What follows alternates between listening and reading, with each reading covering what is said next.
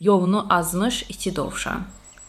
Bir zamanlar dərin, yaşıllıqlı bir meşədə iki balaca dovşan yaşayırdı.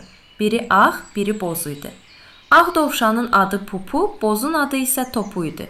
Onlar hər gün birgə oynayar, tullanıb gəzər, gülərdilər.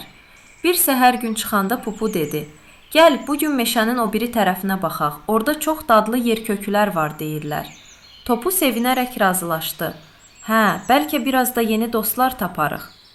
Beləcə iki dost hoppana-hoppana meşəyə girdilər. Amma oynaya-oynaya o qədər uzaqlaşdılar ki, bir də baxdılar, yollarını itiriblər. Pupu qorxdu. "Topu, bura hardadır axı? Məncə bu ağacları tanımıram."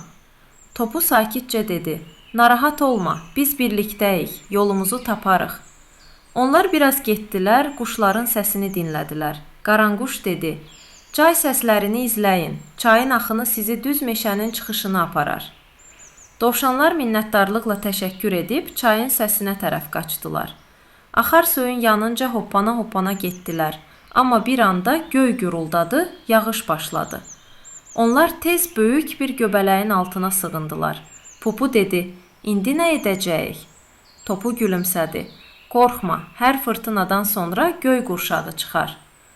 Birazdan yağış dayandı, göy üzündə parlaq göy qurşağı göründü. Dovşanlar sevindilər, çayın axını ilə gedərək nəhayət öz tanış çəmənlərinə qayıtdılar. Evdə onları anaları gözləyirdi. Ana dovşan ikisini də qucaqlayıb dedi: "Baxın balalarım, bəzən yolları itirə bilərik, amma ağıllı, cəsarətli və birlikdə olsaq hər zaman geri dönərik." Hələlik balacalar, videonu bəyənməyi və abunə olmağı unutmayın.